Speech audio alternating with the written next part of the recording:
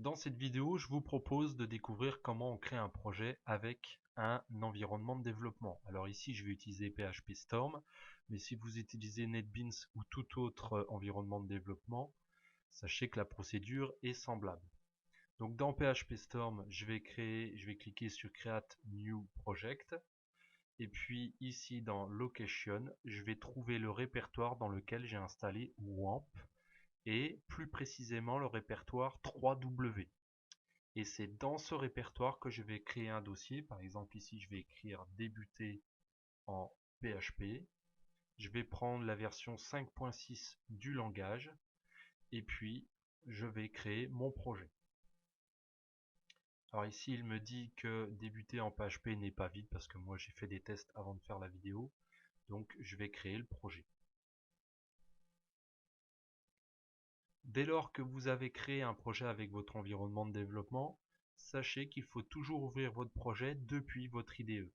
C'est-à-dire que vous faites le File, vous faites Open, et là vous allez chercher le projet. Donc par exemple, moi je vais aller sur le dossier dans lequel tous mes projets sont stockés, c'est-à-dire le 3W de WAMP, et puis là j'ai la liste des dossiers qui m'intéressent, donc je peux prendre celui que je veux. Ici je vais prendre débuter en PHP. Donc comme il est déjà chargé, il ne se passe rien du tout. Une fois que vous avez créé votre projet, vous allez lancer WAMP Server. Si vous n'avez pas WAMP Server ou si vous ne savez pas ce que c'est, je vous invite à voir le cours qui s'appelle Installer WAMP Server. Donc, lorsque WAMP Server est installé, vous tapez dans l'URL de votre navigateur localhost et puis vous n'avez plus qu'à sélectionner votre projet. Par exemple, ici j'ai marqué débuter en PHP.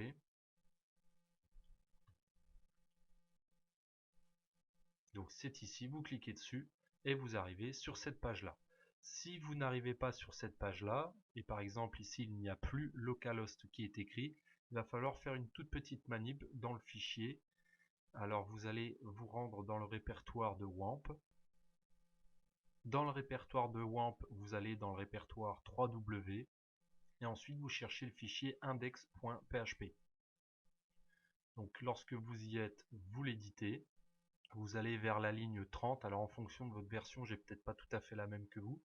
Mais ici, sachez que vers les lignes 30, grosso modo, vous allez remplacer le suppress localhost ou un nom qui est très proche et vous allez affecter la valeur false. Donc vous enregistrez vos informations, vous relancez WAMP Server et en principe, tout devrait rentrer dans l'ordre une fois que c'est fait. C'est-à-dire que maintenant, quand vous allez cliquer sur votre dossier, vous aurez bien localhost et la suite qui va s'afficher correctement. Petite information complémentaire, lorsque vous avez créé un projet avec votre environnement de développement, eh bien vous allez avoir dans le dossier qui contient votre projet, ici moi débuté en PHP, un dossier, ici c'est .ida. Donc c'est .ida parce que j'utilise PHP Storm, mais si vous utilisez NetBeans, ça va être un autre nom de dossier. En fait, c'est dans ce dossier que vont être enregistrées la configuration de votre projet. Cette vidéo est maintenant terminée. Je vous invite à découvrir la suite dans les vidéos qui vont très prochainement arriver. À bientôt!